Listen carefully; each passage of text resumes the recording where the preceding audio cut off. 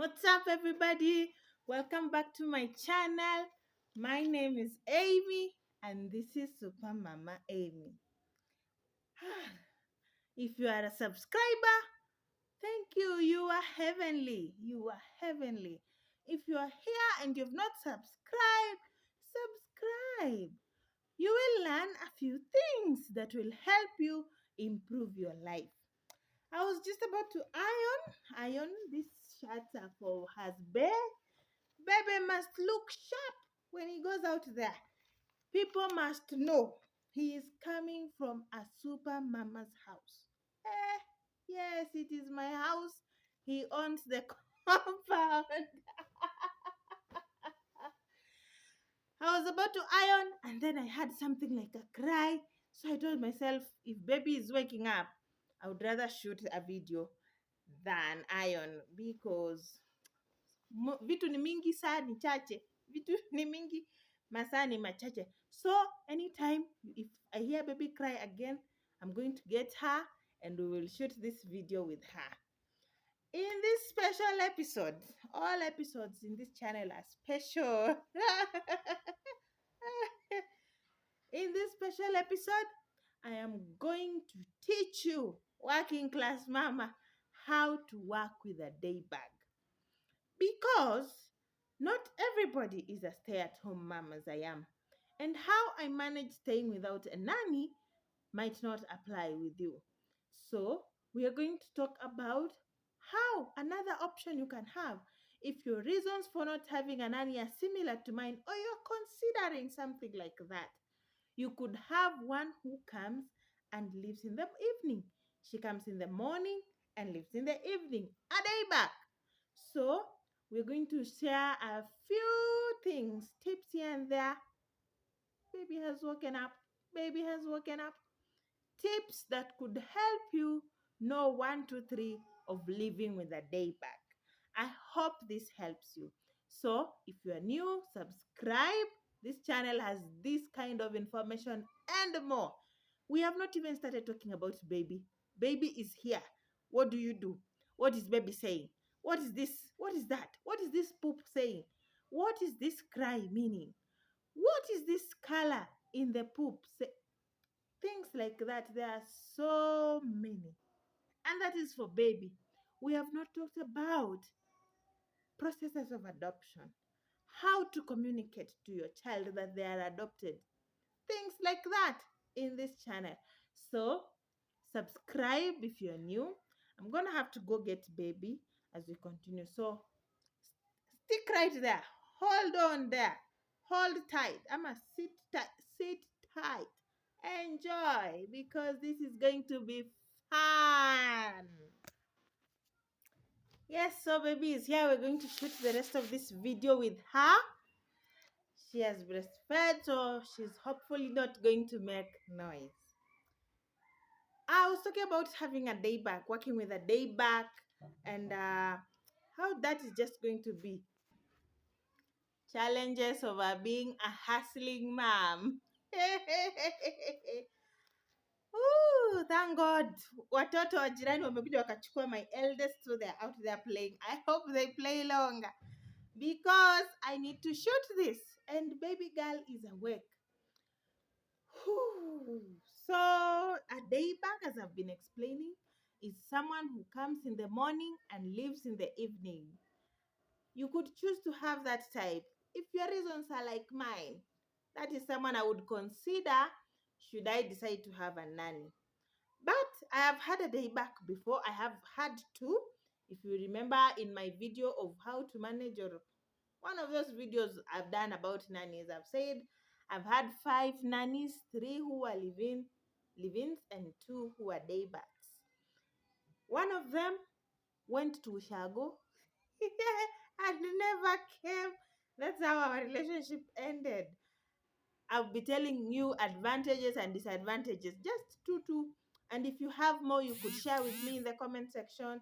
If you have a day back already, you could share. Please share with us. Tell these mamas, share with fellow mamas and super dads how that experience is for you. I told you one went to Ushago and never came back. She left here in the evening. In the morning, she was in Ushago.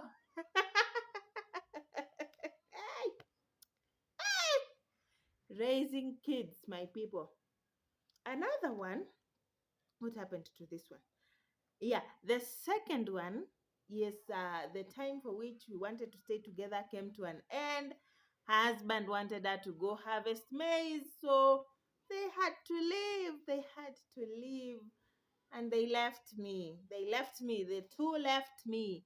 I didn't leave them. They left me. Na ukiwachwa, unawachika. So, advantages, quick advantages of a day back is if you're the type that likes your privacy in the evening, you just want to have you, bear, family, stuff like that, a day back will do. If you probably think you have limited space or you don't have space for a live-in, a day back could do because truth be told, you need help. You need help. And I will emphasize, there is no trophy for hurting yourself. There is no trophy. A day back will help you minimize would work best with limited space. Disadvantages, like I've already told you, mine went to Shago and never showed. They could be a no-show when you need them. In the morning, you are just about to go to work, you're waiting on them, no show.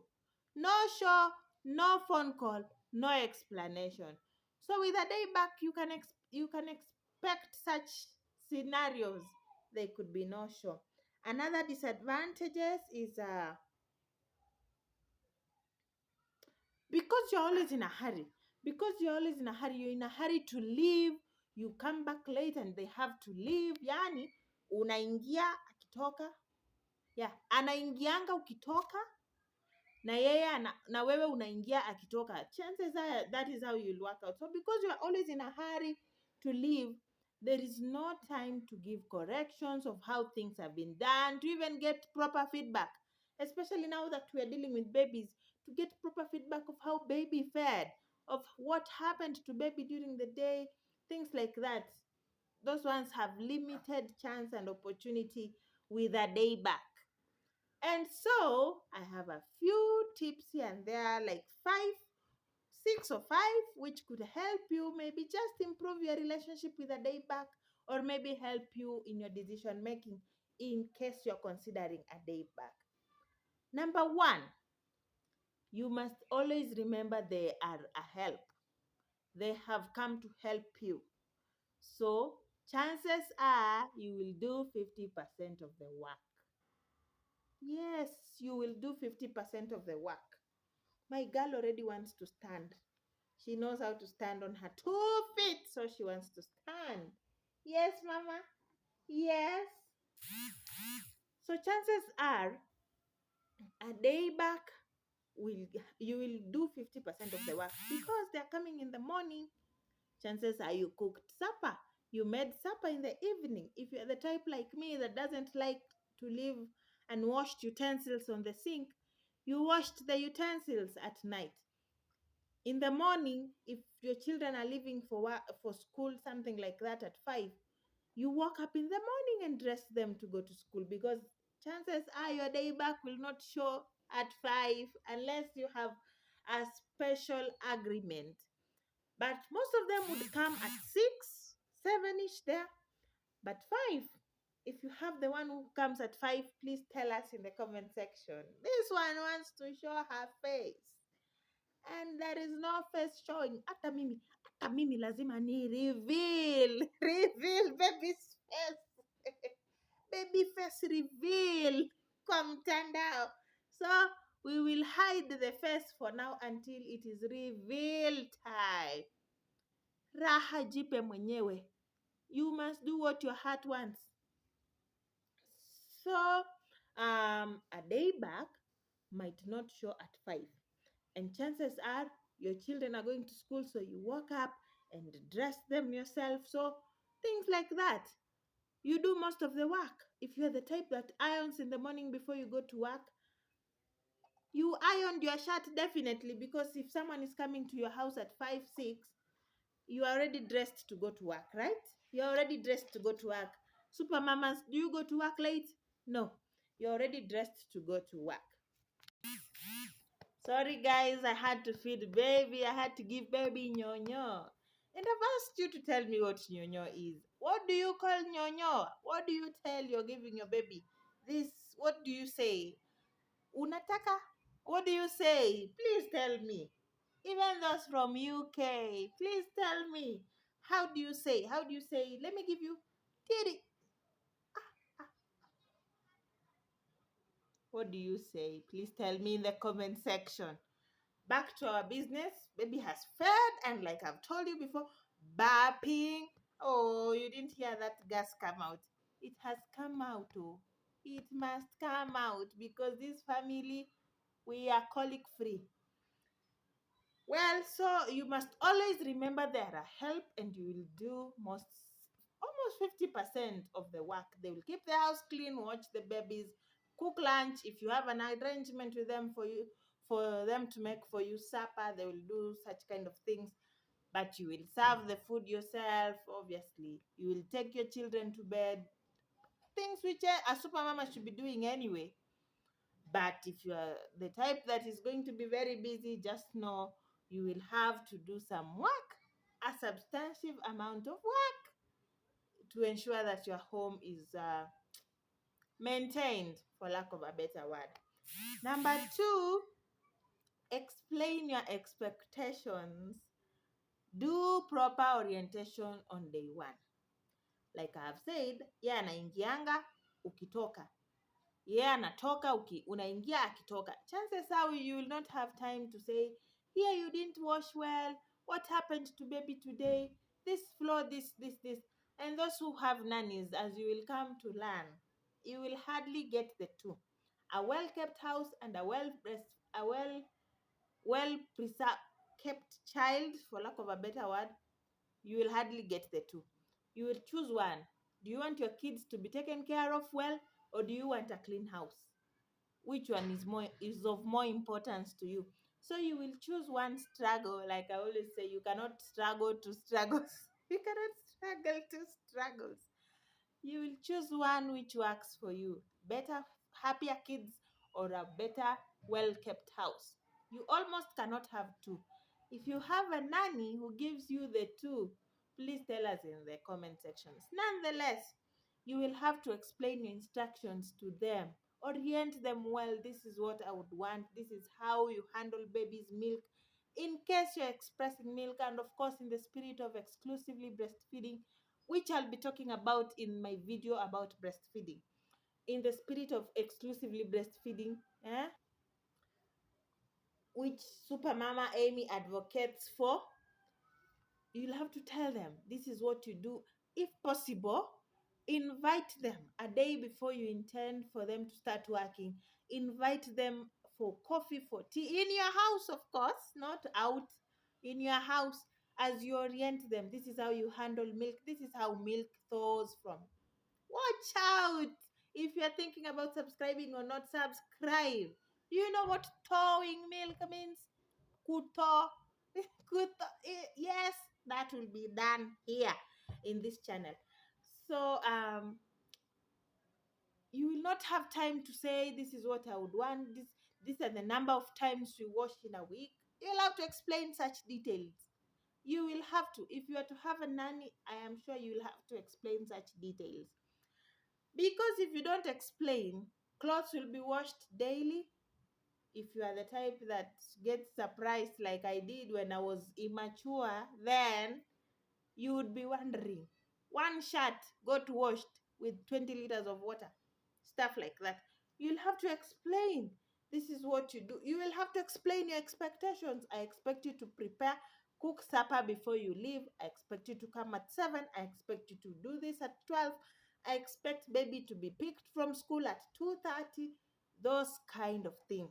You will have to invite them earlier and explain. And this also happens if you're having a live-in. Explain to them. Don't give instructions to someone over the phone. And Ivy. Remember, a super mama is involved practically. Just like in business, as you will come to know, those who are entrepreneurs. You cannot be telling your people to cook chapati and you don't know how to make the chapatis yourself. You don't know the struggle of making chapati. Know every corner of your house so you give proper instructions. And you are the boss. You have to show by example. Okay? Show by example. So explain your expectations. Just explain in details. Don't be afraid.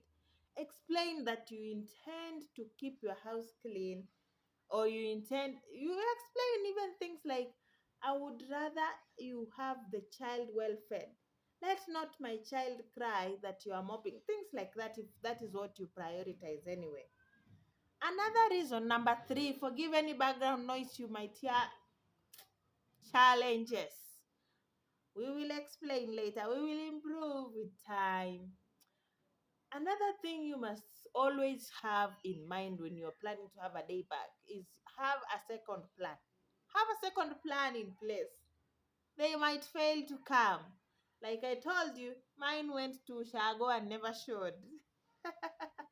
I still laugh at that story. And she called, by the way, after like 6 months later.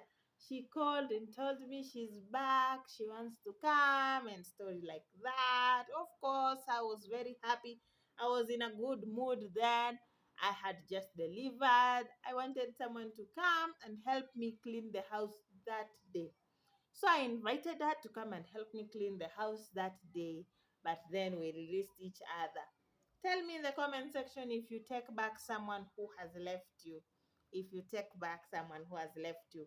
Some of them come back and they are good. No worries. But I don't know. From people talking, you never take back someone who has left you.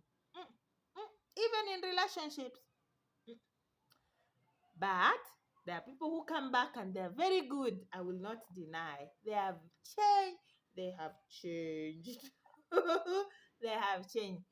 Number three, I was saying you always have a second plan, a backup plan. In the morning, in case they delay to come because of traffic or for one reason or the other, because they are humans.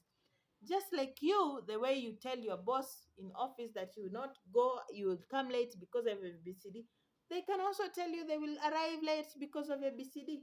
Or they could just come late and not tell you. You must have a plan of where to leave your kids or something like that. You must have a plan. Or in the evening, they're supposed to leave at 5, for example, and you're running late. You must have a plan. You must have a plan for surprises. You must always have a backup plan.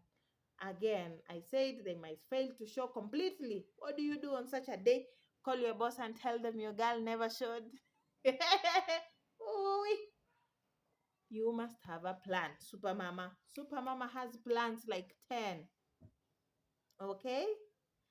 Even Mama Fua is a plan. Like you could have a day back who comes during the week to stay with the children, and a clean lady who comes once in a while to do thorough cleaning, because chances are if someone is taking care of children, I am taking care of two myself, and I know if someone is watching over two babies, it's not easy. Don't expect too much, by the way, parents. Don't expect too much, super mamas. It's not easy for someone to take care of two children at the same time and manage a home. So you find percentages like I was saying, 10% done, you celebrate. It was done anyway. Better than zero. So you must always have a plan, okay? A mafua is a plan, a washing machine is a plan, something to back up just in case they fail, okay? Number four, you must put in your mind, keep in your mind, is have an official contract.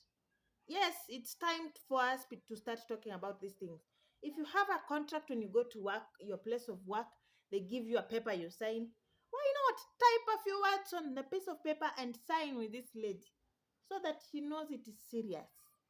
Sign a contract, or maybe you could do it unofficially, not that official, but have an agreement from day one how you will be paying. For example, if you've agreed here, I was talking about 250 shillings or 300 shillings or 500 shillings or 8,000 shillings or 10,000 shillings or more per month.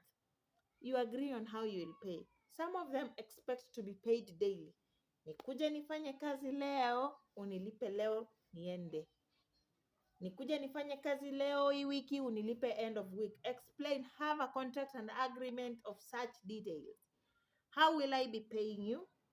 When will I be paying you? You could choose to do it bi-weekly. You could choose to do it end of month. You could choose to do it per day. Per day is dangerous because if they're annoyed with you or maybe something has happened and they want to go to Shago and you've paid them this evening, tomorrow they will not show and it will not bother them. Per day also could mean that sometimes it is per day and you lack money. You could lack money. You've come back home, something like that, and you don't have money for that day. See, it's possible. It's possible you don't have money for that evening. What do? And it is per day. You start explaining. The moment you start explaining stories here, you start disagreeing. Ama mnaanza kuzoeana. If you agree on something, super mama, super employer, stick to your end of the bargain. Okay? Yes. So have something like a contract, an agreement of what things you'll be doing, payment, things like that. Agree on day one. And I'm advising you, bi-weekly is not bad to pay. End month is not bad to pay. If the live-ins are being paid end of month, why can the day bags be paid end of month as well? Is it day back? Day bag. Ay, Lusungu. Nonetheless, you get it. You get it? I know you get it. Yes, another thing which will work for you if you are thinking about a day back is batch cooking. Batch cooking is where you cook lots of meals. And I cannot show you because I am connected production challenges. But one day I'll be able to move around as I shoot these videos and I'll be showing you. So you cook, like you buy food on a weekend or whatever day that works for you, and you cook all that food and you store in your freezer. Freezer, they are kept in a freezer. You could cook per week.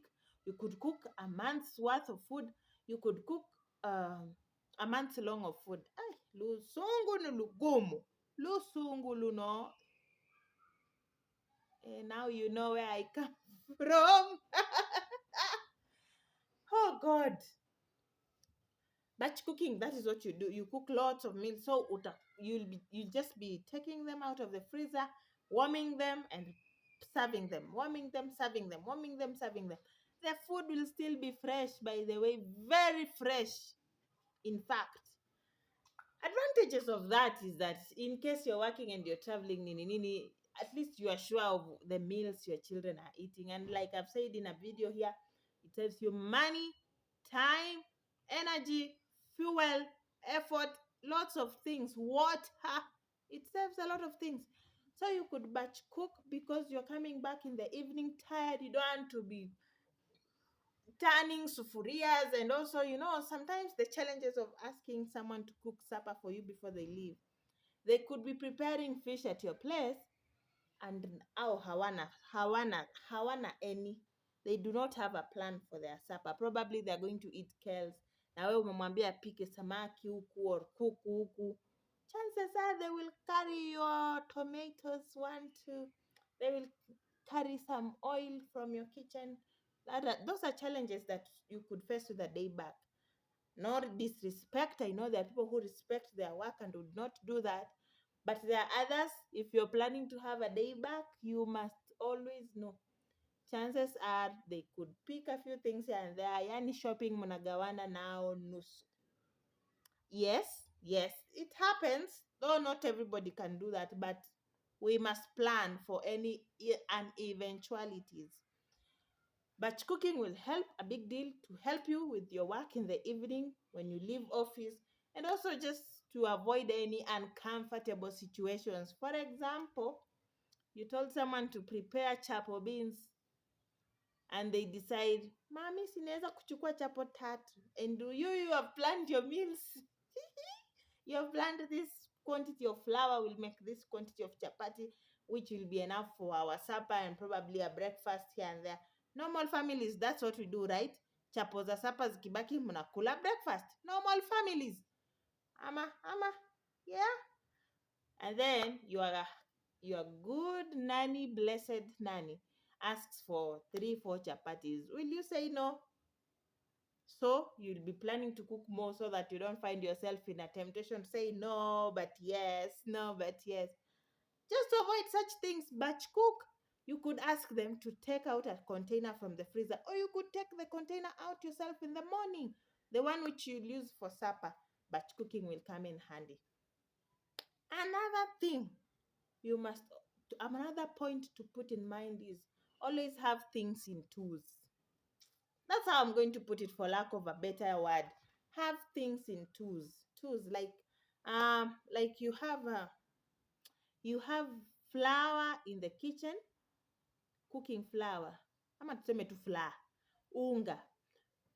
Cooking flour in the kitchen. You have it in the kitchen where it is. You have cooking oil there. You have soap there. You have matchboxes there. Things like that. But kando, aside in your room, you also have flour, you have milk, you have those tiny things. Chances are, because there's no time to register your disappointment or give feedback, anaingia ukitoka, they will probably forget to tell you there is no flour, or there is no matchbox, or there is no salt, or the cooking oil is done. But if you had your tools, your backup second plan too in your room, if you go to your kitchen to cook and you realize there's no matchbox, you quickly dash to your room and get the matchbox. Instead of you want to cook, there's no matchbox, probably there is a curfew or it's at night, or you're tied down with 2 babies, you can't leave the house, like I was saying, and there is nobody to bring the things at your doorstep. Always have things in twos. Okay? Have things, and this could apply even with a living. They can forget. They can forget to tell you that unga imeisha, or majani imeisha, or things like that, or we have run out of oil, we have run out of cooking flour, we have run out of things. The thing they will never forget to tell you is gas imeisha. Because gas ikisha, it affects everybody. Yeah, gas ikisha, it affects everybody. So you always have things in twos. That is basically it. I would like to know what you think. Tell me in the comment section what you think. Is this a topic which excites you? Is this the kind of information which you would love to hear more, plus more? I'm going to start talking about baby now, because I've talked about mama care, your heart, your mind, your soul, your things. Whew, please consider subscribing. So quickly, let's just go through what I've said with handling a day back. Number one, always remember there are help. So plan to do 50% of the work. Chances are you will do it. Number two, orient them properly on day one when they come. Don't invite them today and you leave the same day.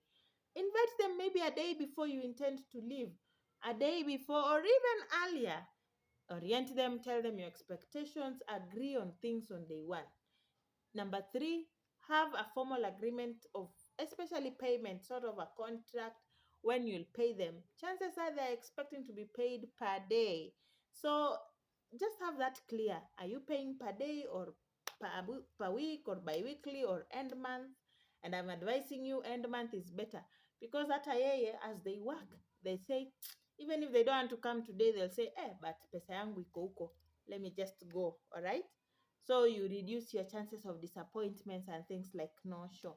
Number four, batch cooking will come in handy. Batch cooking will save you a lot of money even. Number five, always have things in twos, because you could get disappointed when you go to your own kitchen. And it's not because they wanted to disappoint you, they just forgot. To err is to human, to err is, I will not even try it.